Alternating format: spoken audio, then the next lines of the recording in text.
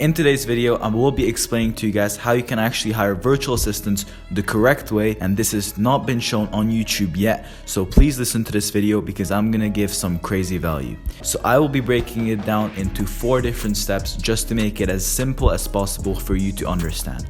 So number 1 is where can you actually find these virtual assistants. Now the second thing is how you can actually train them. The third is what softwares to actually use for your virtual assistants. And now the fourth, which is one of the most important things, is how you can automate the whole process so everything just works on autopilot, which I'm going to be going more in depth, and it's the most important step, so please make sure to watch until the end of the video. Now, going into the first step, where you can hire virtual assistants. First of all, a lot of people say, go on Upwork, onlinejobs.ph, Facebook groups, you heard it all. It doesn't really matter, okay? Because for SMMA, the tasks are quite simple. Unless you're hiring a caller, let's do, for example, appointment setters, okay? Who's just gonna be texting. You just need them to have a basic knowledge of English, a working computer, and they can work 8 hours a day. That's basically it. Now, what you wanna do is go on all of these pages, right? So Upwork, onlinejobs.ph, as well as Facebook groups, Telegram, as much as you can. And what you basically want to do is do a group Zoom call. The reason is why is because you don't want to waste your time on every single virtual assistant, right? So you would add a Zoom link for a specific time, let's say a Wednesday 9 p.m. and you put it in the job description. So at Wednesday 9 p.m. there's going to be 50, 100, sometimes even 200 virtual assistants on that Zoom call. And now your objective is to select out as many as you need for your company. That can be 3 to 5. If you see like 20 or 30 being extremely good, you can add them to a WhatsApp group and you can provide virtual assistants to other people so you can make more money with that as well. If that's something you want to do, that is what we do as well. We put them in a WhatsApp group. We have over 500, 1,000 virtual assistants just ready to get started with work, okay? But if you don't want to do that, you can keep 5 to 10 just for yourself, and whenever the other one leaves, you can just automatically get a new virtual assistant. So that is the main objective. You want to make a group Zoom call, ask the most like generic questions, specific questions as well. Questions I would recommend, because since we have a lot of experience with hiring a big team, I would definitely ask them if they have kids, right? If they're married, if they have any health issues.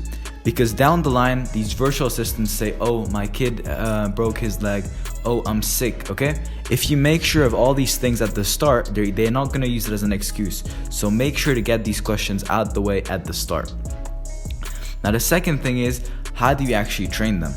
Now, training the virtual assistants is very simple. So the way we do it is all of our virtual assistants work for $1 an hour. The reason is why, and they work way better than most virtual assistants, is because we do it in a very strategic way.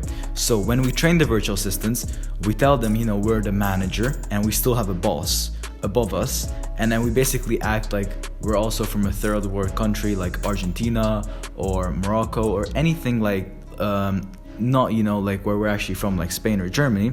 But that is what we tell them, and the reason is why is because they can relate to this. And we tell them that our company, is based in London, and then the people work there in person. So we basically lie to them. And Kayan, my business partner, he acts like he's a manager at our company, and then they're gonna be like, oh, that's so cool. Like if I work hard, she's gonna be there as well. And then he acts like an employee, right? So she's actually gonna believe him. And then basically they work for you very, very hard for $1 an hour. And then after that, if you want, you can up their salary. If they don't work well, then, you can just kick them out your team.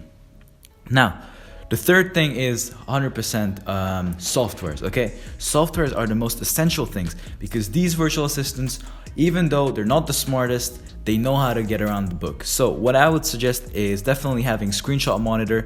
That is basically a software that tracks everything that they do on the computer. So they're gonna see when their mouse moves, if they do something else, if they leave their computer on stale. So if they work 8 hours for you, it's gonna be on their ass and it's gonna be tracking them. What the hell do they do on the computer? Because you can't have a virtual assistant not doing anything, playing with I don't know what. They have to be on their shift, because at the end of the day, you have a company and they're an employee, so you have to make them work. Now, the last thing I want to talk about is how you can actually automate this whole process so you don't have to hire virtual assistants.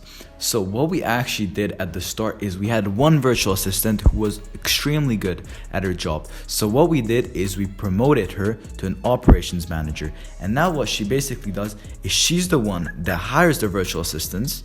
She's the one that actually trains the virtual assistants, and she's the one that does everything, right? So we just sit back, relax, she hires them, we send her the payments, she pays them separately.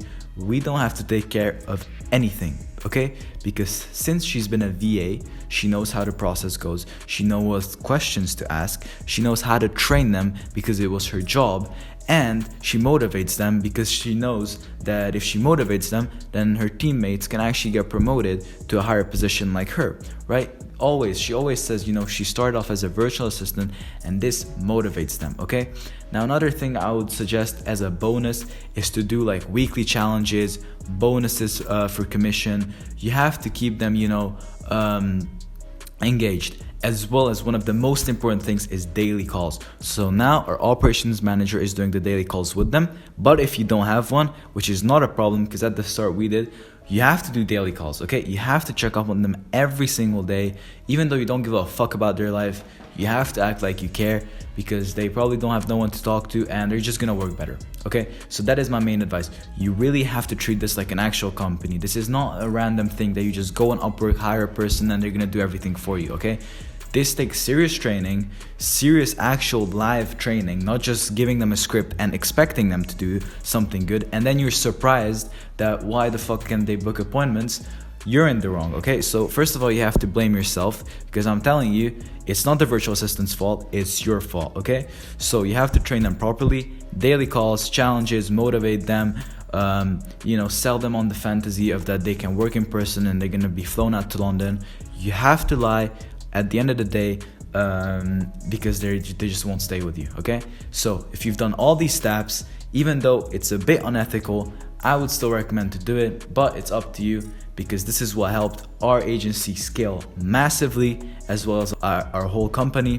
So if you enjoyed this video, please make sure to like the video, subscribe, and if you're interested in scaling your SMMA to over 10 or 20K a month, then please make sure to book a call with us. I do offer a private mentorship program with my business partner. So just book a call with us and we'll talk about that later. But other than that, I'll see you guys in the next video.